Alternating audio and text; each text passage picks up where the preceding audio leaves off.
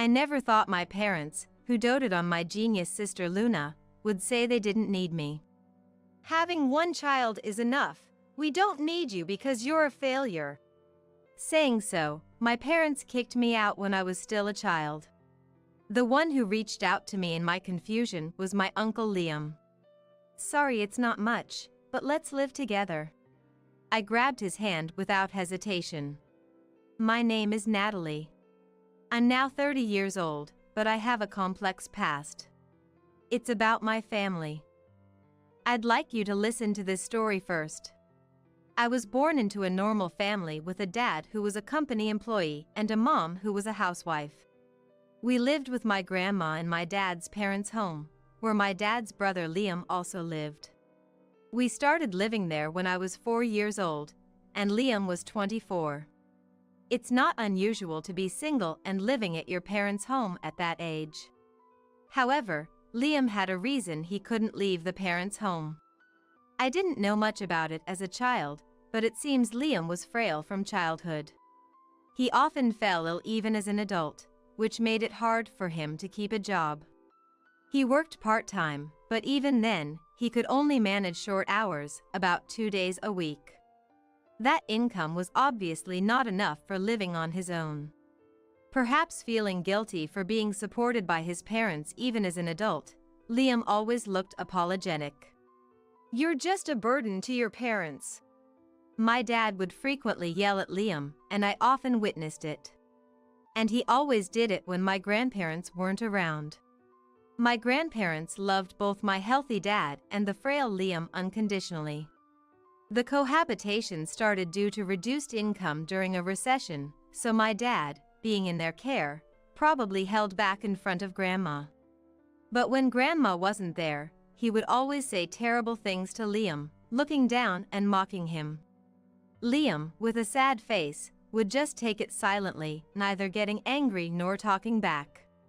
"Why don't you get angry?" As a child, I once asked him outright. Liam, with a troubled look, replied, "Because it's true that I'm being supported by our parents." As a child, I thought that made sense, but now as an adult, I think differently since my dad also lived in his parents' house, so he's not in a position to talk. If I had understood that at the time, I would have sided with Liam. As a child who didn't understand, I just felt bad when my dad yelled at Liam, but I couldn't say anything. The atmosphere was bad when the grandparents weren't around, but it was peaceful when they were. Liam would relax and smile in front of the grandparents, and my dad wouldn't show his true colors. My mom was too busy with me and my younger sister Luna, 2 years my junior, to care about the relationship between my dad and Liam. I thought our everyday life would continue like this forever. But then, everything suddenly changed. Both grandparents died in an accident. I was 6 years old at the time. Their death was incredibly sad and lonely, and I cried a lot. Luna and I cried together. I clearly remember Liam also quietly shedding tears. But what I remember most vividly, and can't forget, was my dad's laughter. Yes, my dad was laughing. Even when rushing to the hospital or during funeral preparations, he never cried once. It wasn't about being stoically composed. Even as a child, I could understand that my dad wasn't sad. And that turned into certainty. On the day of the funeral, my dad was laughing. He probably thought no one was watching, but I saw my dad's joyous expression. It wasn't a smile from sadness or confusion, as his daughter, I could tell. It was a smile of true delight. My dad was happy about the death of my grandparents.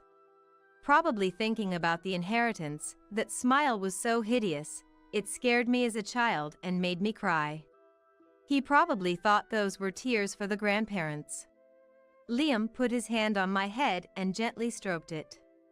Looking up, I saw his eyes, red from crying, but they were looking down at me with such kindness. What was this? Despite being brothers, Dad and Liam had completely opposite reactions to our parents' death. That moment greatly increased my sense of discomfort towards my dad. Then Dad's attitude changed drastically. First, his treatment of Liam became openly worse. "Why should I have to support a useless person like you? Be grateful I'm even letting you live here. If you can't pay rent, I'll take all the inheritance."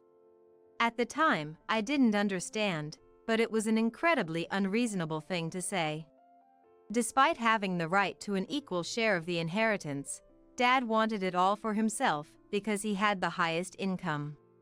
Liam could have stood up for himself or sought legal action through the appropriate agencies. But he didn't. Even though he looked sad, he never argued back against Dad or claimed his share of the inheritance. Worried about Liam, who was losing his spirit, I asked, "Are you okay?" "I'm frail and can't work properly, so it can't be helped," Liam said with a weak smile. Every day, Dad hurled abuse at him, and the frail Liam became thinner and paler. Still, Liam would smile at me and say, "I'm okay." But 3 months after my grandparents died, Liam was eventually kicked out of the house. "Get out," Dad said, and Liam left without arguing or resisting.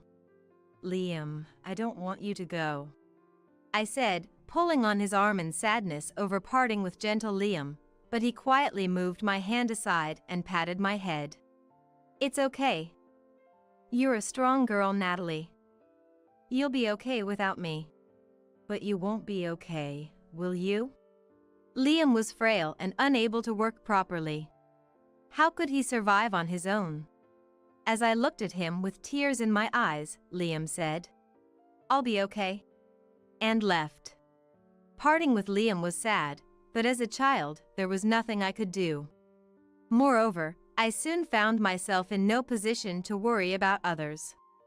2 years after my grandparents died, when I was 8 years old, I was attending elementary school like any other child. Luna turned 6 and was about to start elementary school. It all started when Mom said, "Luna is a genius, according to the preschool teacher. I guess she takes after me." A genius, maybe. Dad, getting carried away, decided on a whim to have her take an IQ test. The results were shocking. IQ 150? She's definitely got my genes. Luna's result showed an astounding IQ of 150. I didn't quite understand, but I knew Luna was somehow amazing. "Luna, that's amazing. Thank you, Natalie." I praised Luna without fully understanding, and she smiled happily.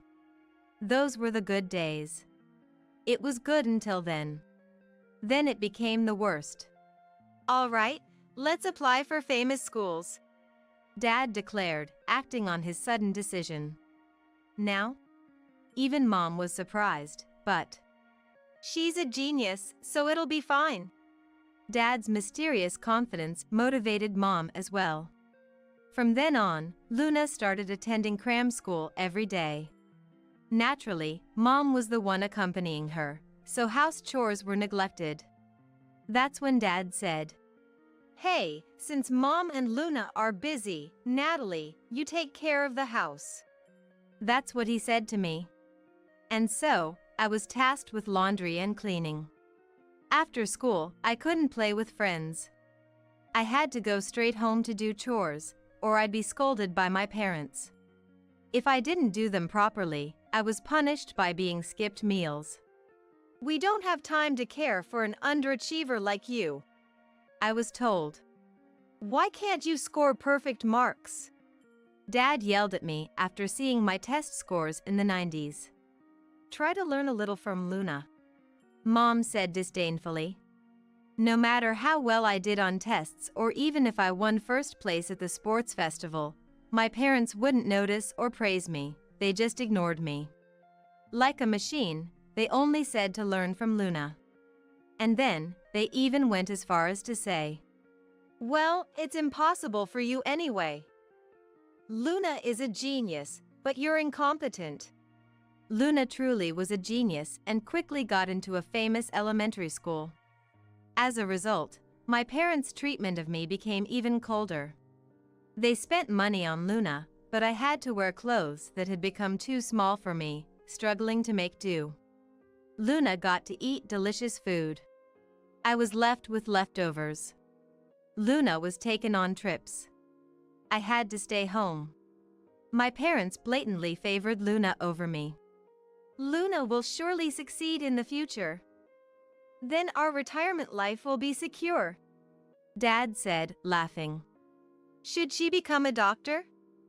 Or maybe a lawyer? Aiming for a politician would be nice too.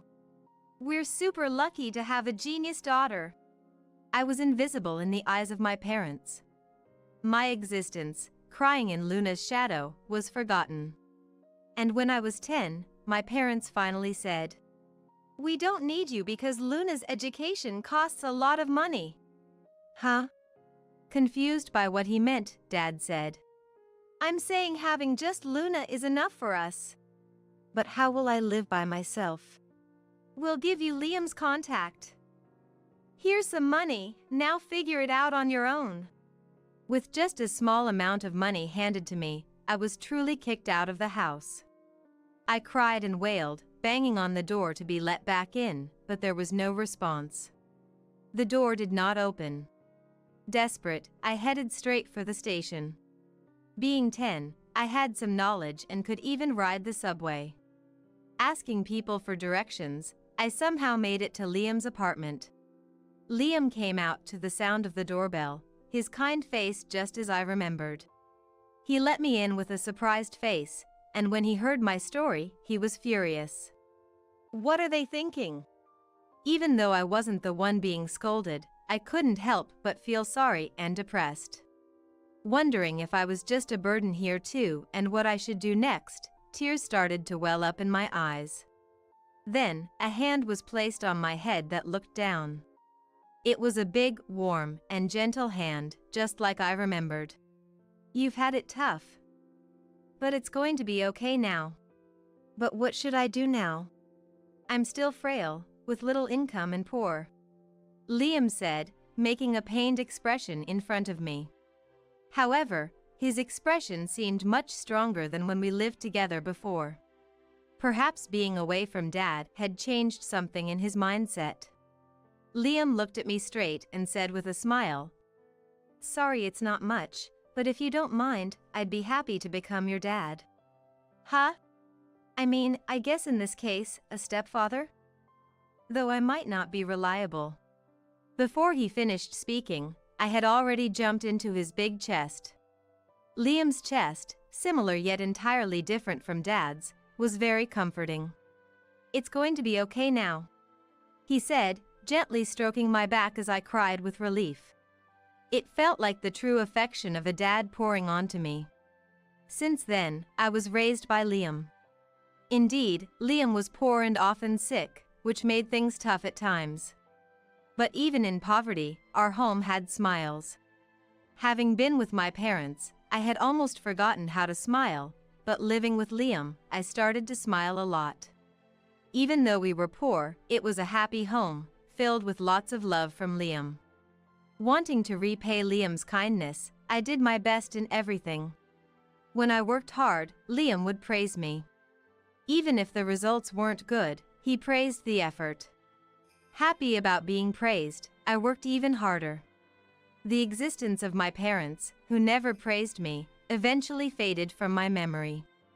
Growing up healthily under Liam's care, 20 years flew by, and I turned 30.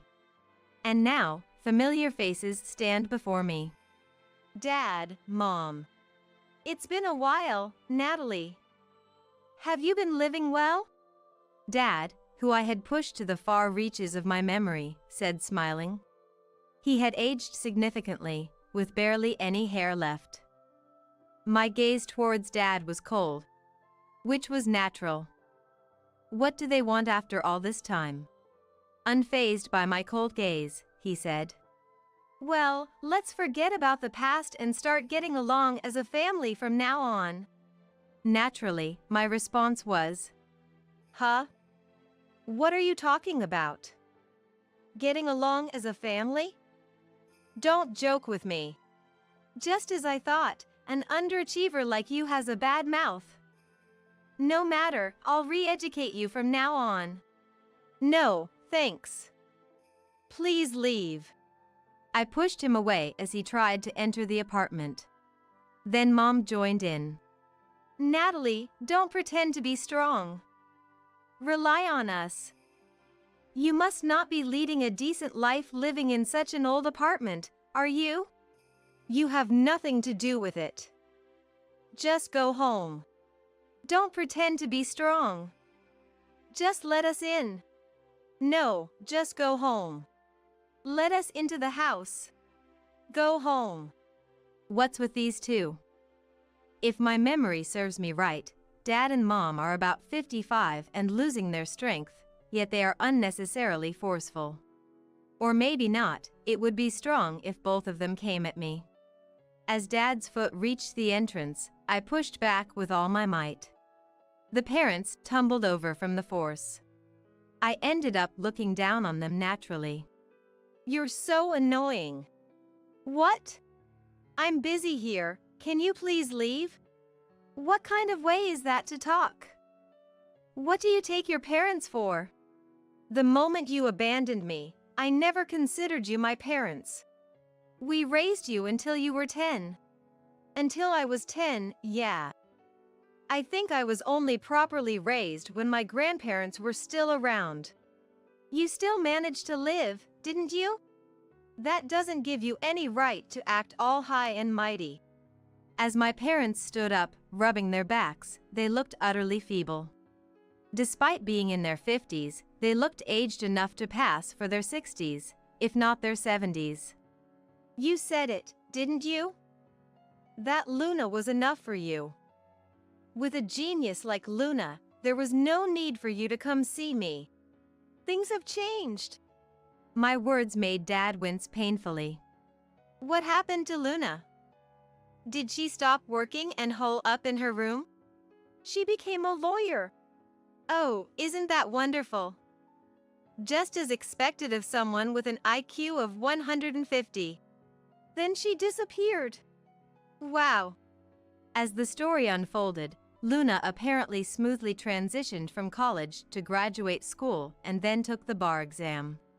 She didn't pass on the first try, but did eventually make it. I'm not entirely sure, but there were some training periods afterward, and she officially became a lawyer. But what do they mean she vanished? Luna said she wouldn't support us and left the house. So, you were abandoned? Congratulations. It's not congratulating at all. That ingrate. Has she forgotten everything we did for her? Well, there was no love, was there?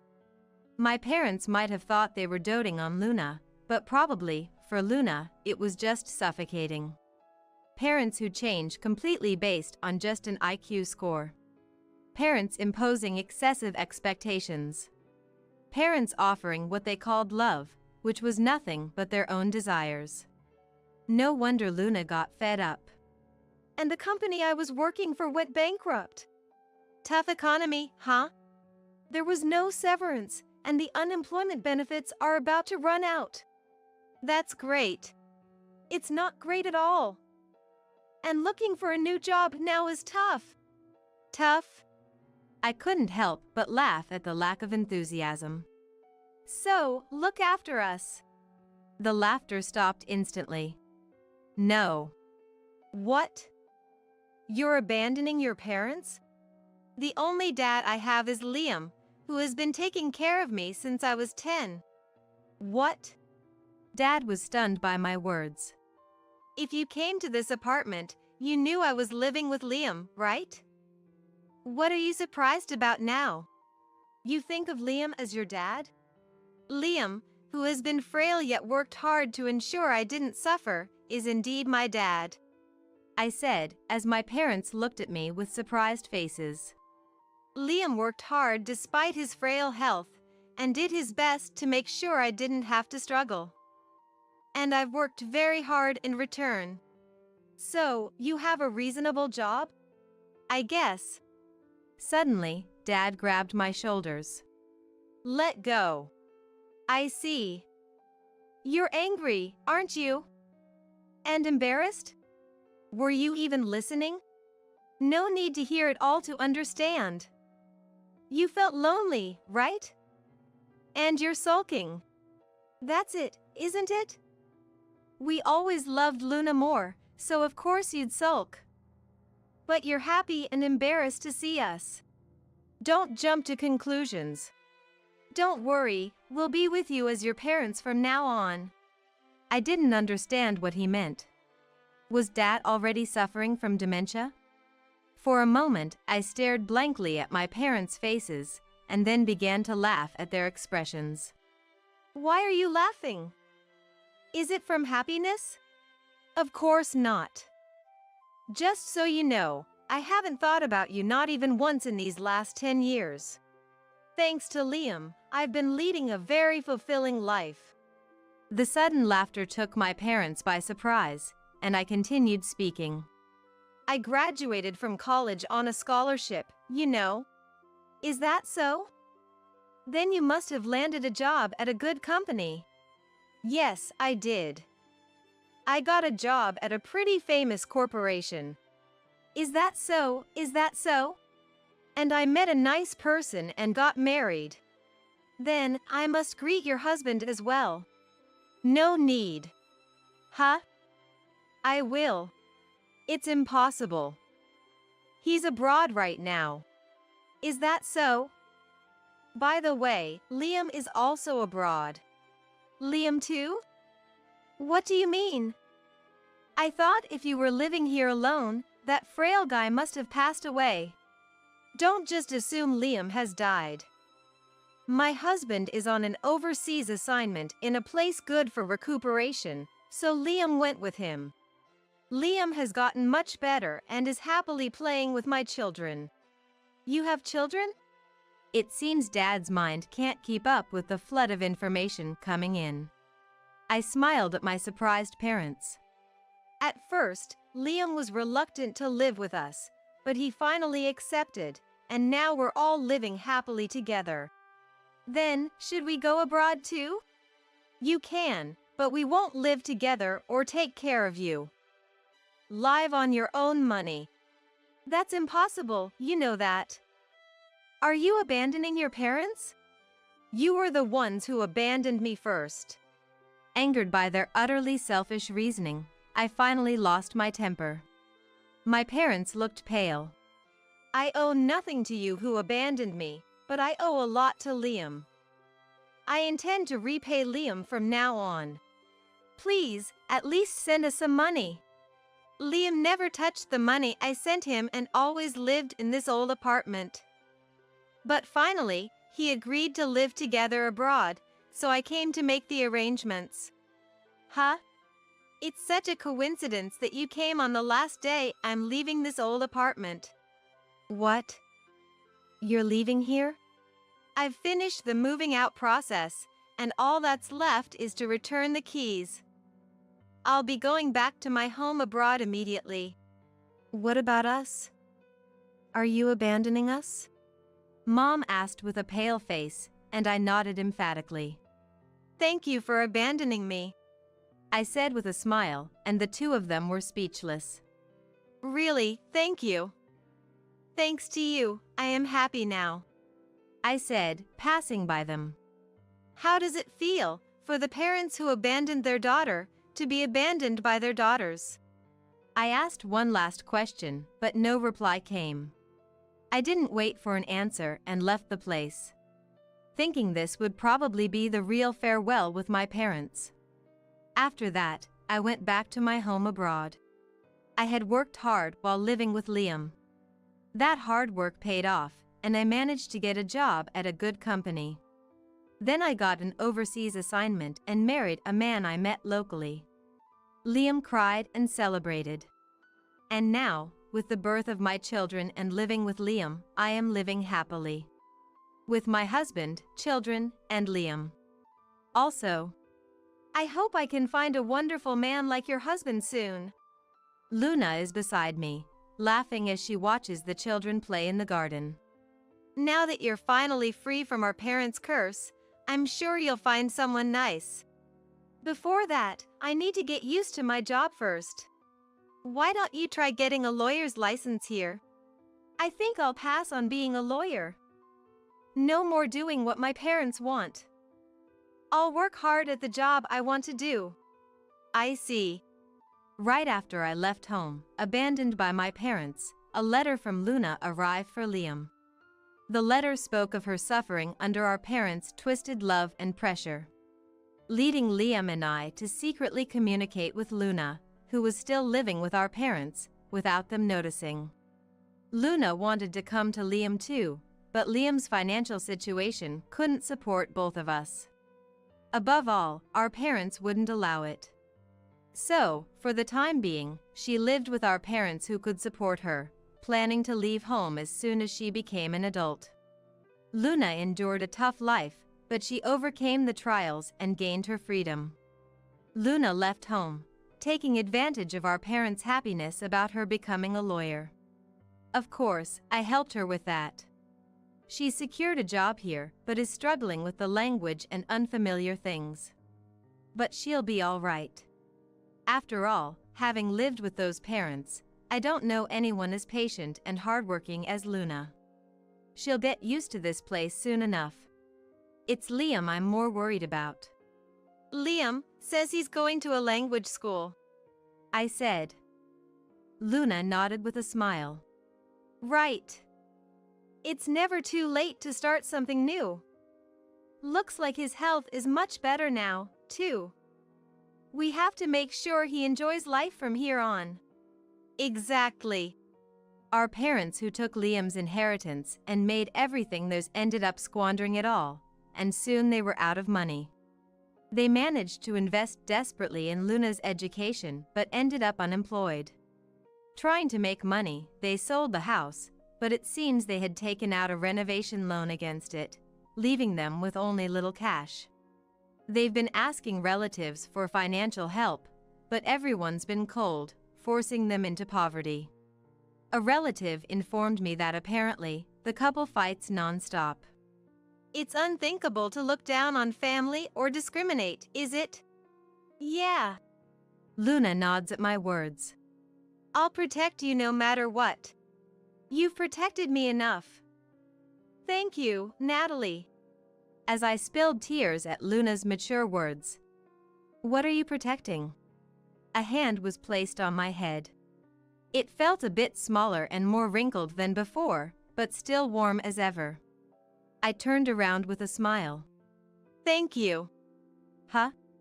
Seeing Liam's puzzled face as I turned around, I laughed and said, Thank you. Dad, I love you so much. Even though we were at a fancy restaurant for work and entertainment, the room next door was inexplicably noisy. Happy birthday. Lola, you've reached an age where it's not out of place for you to be here. Dad is really happy. It seemed they were having a birthday celebration. Dad seemed a bit drunk, speaking loudly without regard for the setting. I recognized the voice. Excusing myself, saying, Excuse me. I stood up and headed towards the source of the voice. Happy birthday. It's wonderful to see you so happy. I happen to be covering this restaurant. May I take your photo? I called out from outside the room. The family in the room went quiet for a moment. I could hear them discussing what to do inside. After a short wait, the door opened. Peeking inside, I saw the parents and daughter, all smiles. But suddenly, Dad's face turned pale. How old is the young lady? Such a lovely family. Dad seems kind, and Mom is beautiful. And the young lady is adorable. May I take your photo?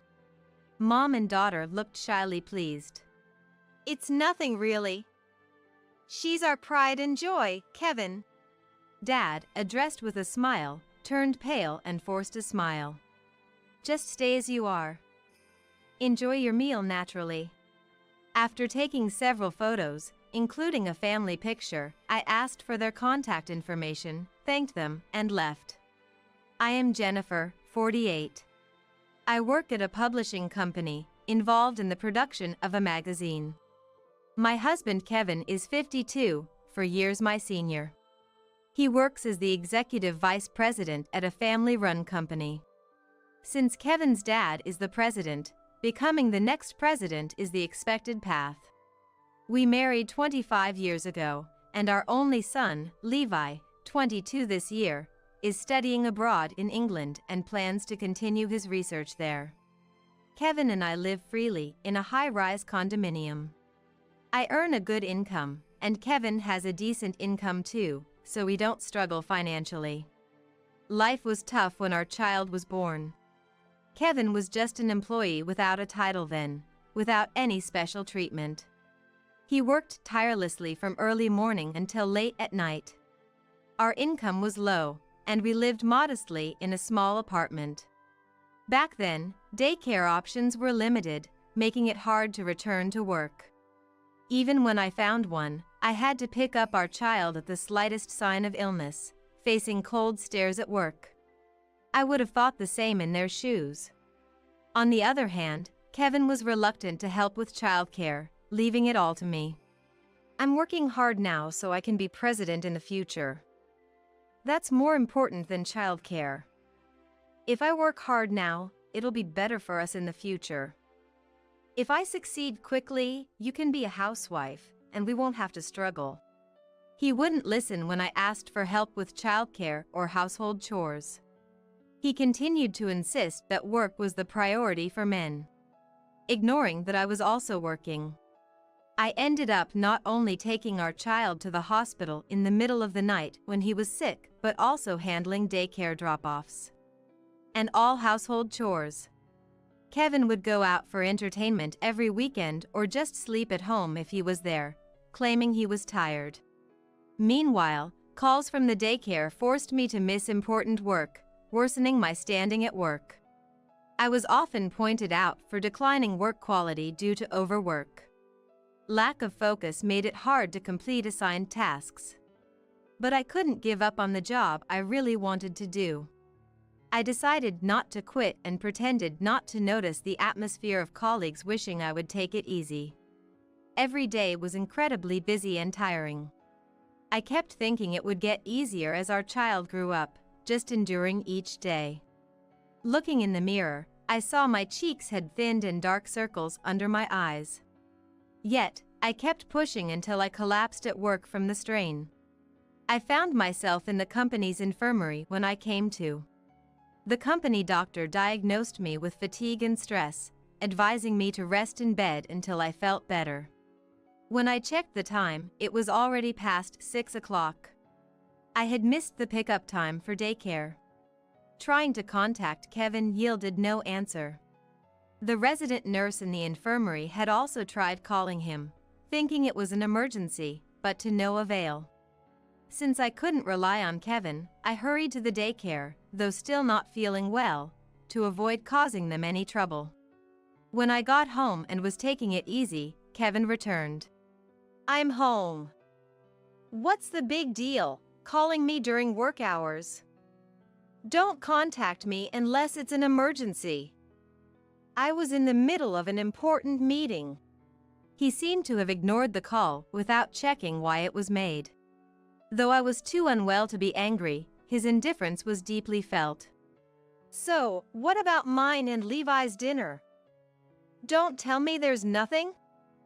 Do I have to go out and buy something now after coming home tired?" He assumed Levi, who was energetically running around, and himself, who would normally do household chores, would be taken care of despite my ill health. Didn't he feel anything seeing me so exhausted and resting? It seemed he couldn't even bother to pick up something to eat from the nearby grocery store. Thinking about it made me feel worse, so I got up to prepare dinner, not wanting to eat a single bite myself, and served it to Kevin and Levi. Of course, cleaning up was my responsibility. I disliked leaving dirty dishes around, but my body was not cooperating today. I cleaned up, wishing for dwarves like in Snow White to finish all the chores while I rested. Overcoming such tough times, Kevin is striving at the company to become the next president, as he always said he would. Gradually, I started to take on more significant roles at the publishing company, being entrusted with editing a magazine. Levi, whom I thought of as a child, told us he would study at a university in England part way through his college years here and has been working hard there since. This left Kevin and me living as a couple, our relationship more like roommates. We were more like comrades or close friends, which was comfortable for me. Despite his higher position, Kevin remained busy, often coming home late at night, with business trips and working on weekends and holidays being the norm. I was busy with work too, often leaving the house for interviews, leading us to joke about being a couple that missed each other. We were financially stable, with both of us working, and I had a decent amount of savings, as did Kevin. We lived our lives without sweating the small stuff. Sometimes seeing Kevin run the drum-style washing machine reminded me how the man who never did household chores when Levi was young could change. Since Jennifer is busy with work, I thought I should do what I can. Dad says the same at the company, that it's not just about work, but I need to be able to do household chores too. I thought it was true that people mellow with age. He even started cooking, and sometimes I would come home to dinner prepared. It was curious how he became more domesticated after our child left. However, I was grateful for the help with chores. It was especially appreciated when I was under deadline. Living with mutual gratitude made for truly peaceful and relaxing days. Drinking the coffee Kevin made in the morning. I'll be on a business trip for about a week starting today. Sorry, but you'll have to manage on your own for a week. It wasn't unusual as he often returned from trips in 2 or 3 days, so I smiled and said, "Understood," cheerfully. Kevin, perhaps having an important matter, left in a high-end suit. Watching him go, I thought how fulfilling life made one look younger. Even if it was flattery, being mistaken for Levi's brother pleased Kevin. Proud of Kevin, who held a position of authority and looked young, I started preparing for work. Today, I had plans to visit a high-end restaurant for work, combining it with entertaining a client. I decided to wear the suit I splurged on last week at the department store. Arriving at the meeting place, I joined 2 clients and a colleague, 4 of us heading to the high-end restaurant together. It was a restaurant I wouldn't normally go to, and I was looking forward to it, even for work. The exterior was very tasteful, feeling like a place only for the truly elite. Upon arrival, we were immediately shown to a private room, chatting and saying, "What a lovely place," as we waited for our food. Soon, a loud noise, unbecoming of a high-end restaurant, started to drift over. Wondering where the noise was coming from, it seemed to be the next room. The room next door was very noisy. Even though we were here for entertainment as well, it was a letdown since I was looking forward to enjoying the upscale restaurant. "Happy birthday! Lola, you've grown old enough to not be out of place here. Dad is really happy." Truly. It appeared they were celebrating a birthday. The dad seemed a bit drunk, speaking loudly without considering the place. I recognized the voice. Excusing myself with a "Excuse me." I stood up and headed towards the source of the voice. Could it really be who I'm thinking of? If so, what does that mean? I decided to approach and speak up. "Happy birthday! It's wonderful to see you so happy. I happen to be covering this restaurant. May I take your photo?" I called out from outside the room. The family in the room went quiet for a moment. I could hear them discussing what to do inside. After a short wait, the door opened. Peeking inside, I saw the parents and daughter, all smiles. But suddenly, Dad's face turned pale. It was hard to believe this was the same man who had been sounding so joyful. "How old is the young lady?" "Such a lovely family.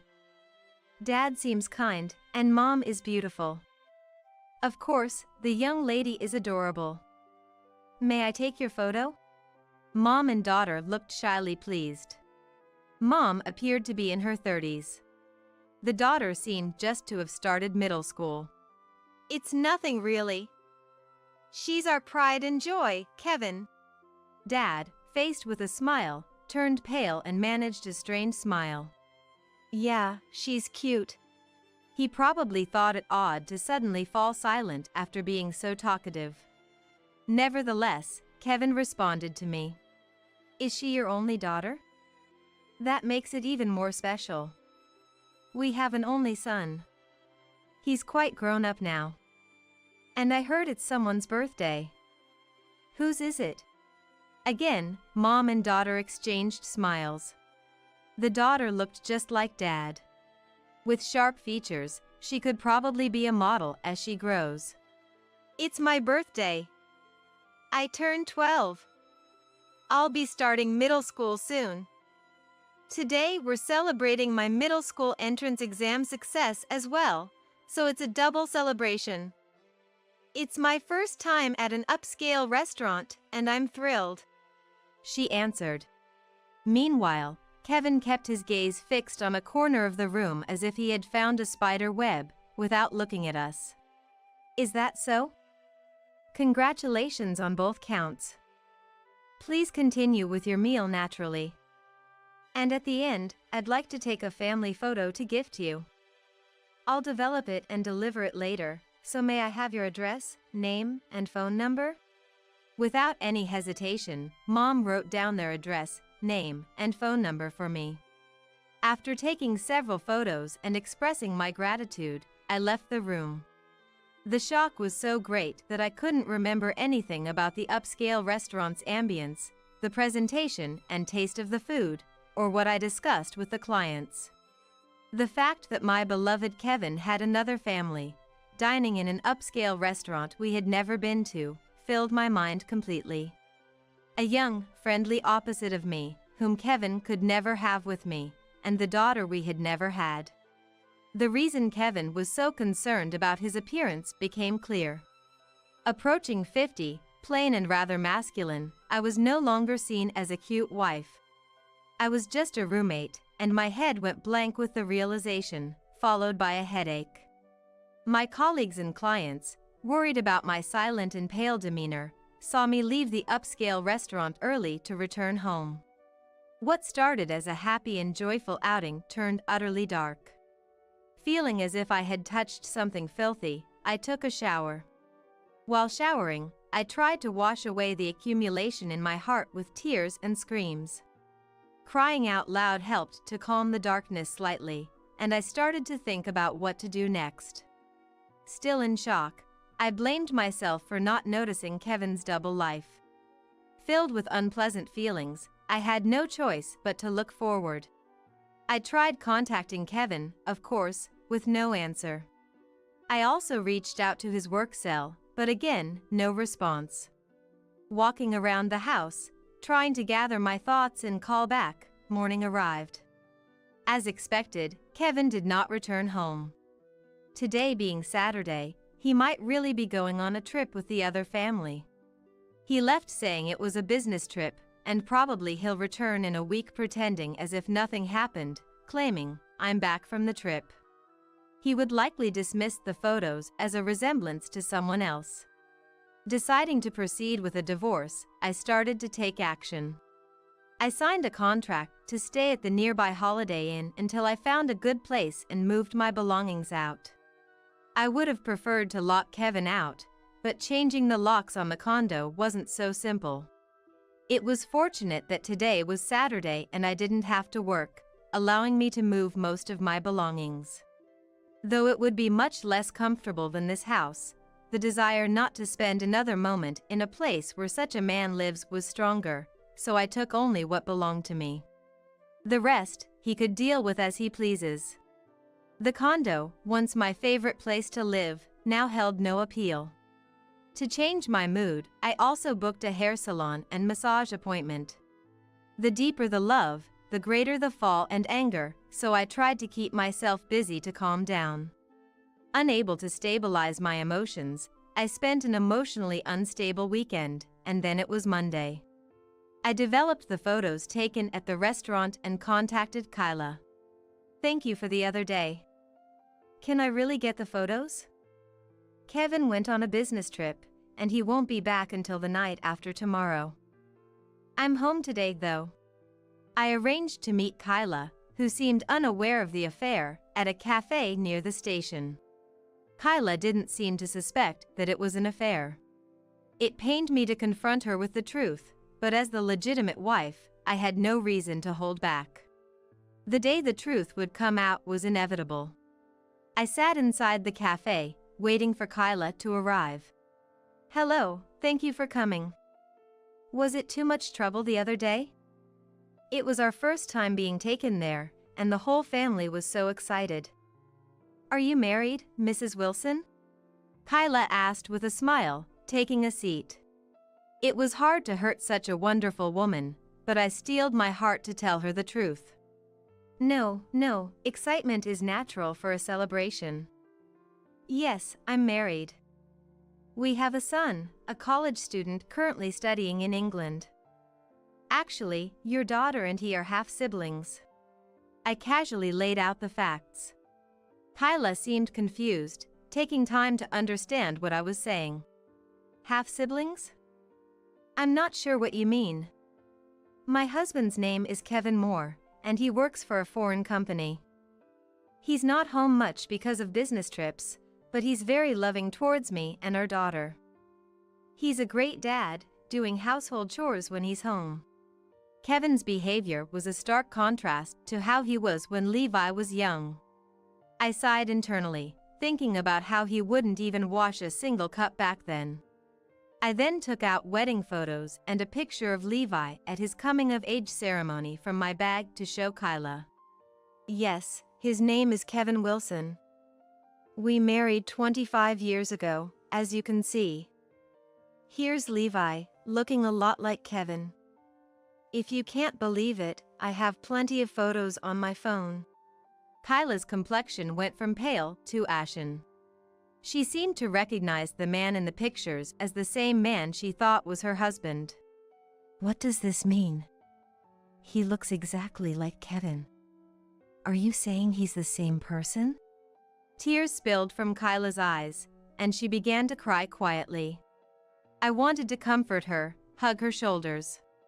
Even though she was the other woman, she too was a victim of Kevin's deception. It was clear she had been a dedicated mom, striving in household and parenting tasks. I felt terribly sorry for Kyla. I'm sorry.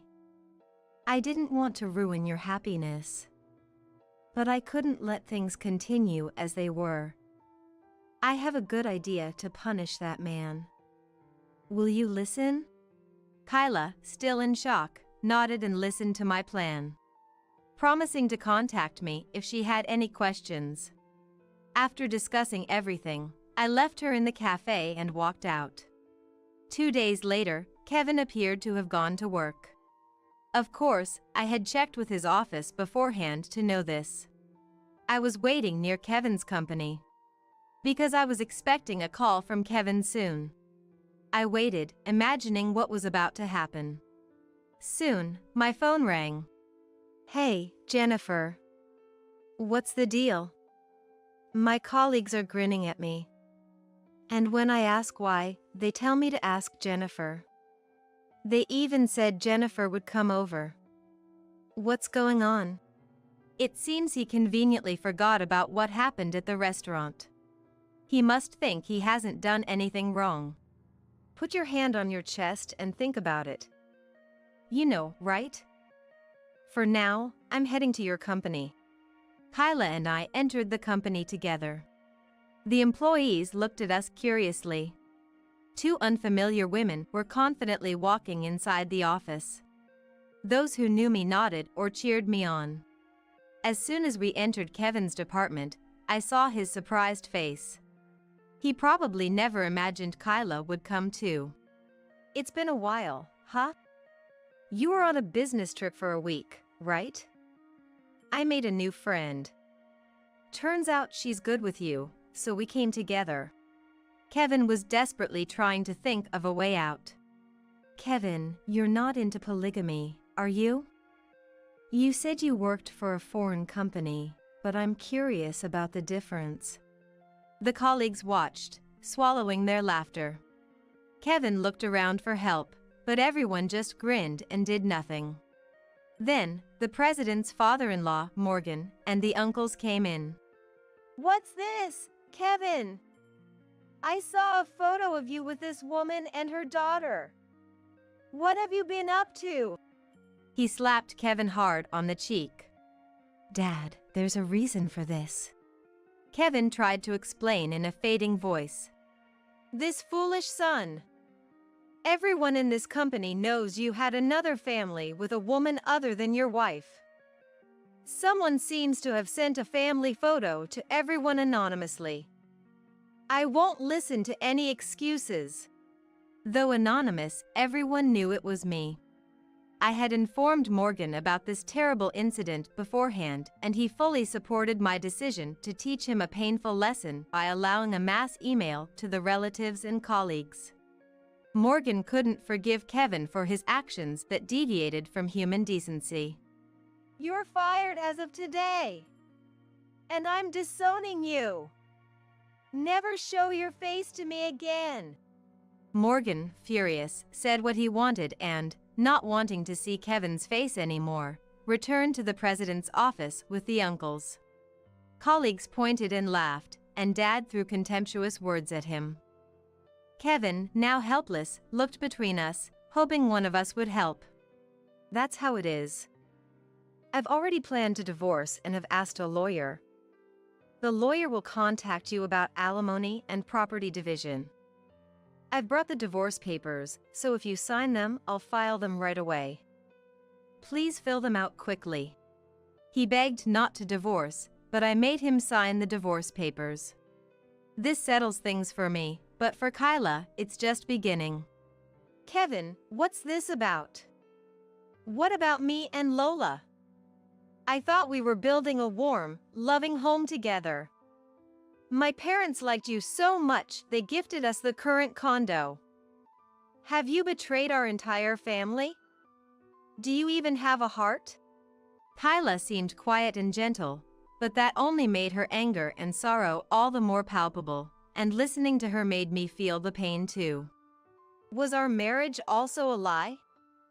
You said you'd file our marriage certificate, but you didn't, did you? I checked. There's no record of us being married. What am I then? If I had known this was an affair, I would never have been with you, let alone have a child. The stares from the female employees painfully pierced Kevin. It was the moment Kevin undoubtedly became the enemy of women. I understand. I'll go and file for divorce, and you and Kyla should have a detailed discussion at Kyla's place. Either way, I'll be leaving first. Goodbye. I felt truly relieved after getting back at Kevin in the worst way I could think of. It's terribly unfortunate for Kyla, but that's their problem, not mine anymore. After submitting the divorce papers at the city hall, I'll go house hunting. I'll look for a comfortable home, not necessarily as luxurious as a high-rise condo. A few days later, I received a call from Kyla. She went back to her home and discussed things with her parents.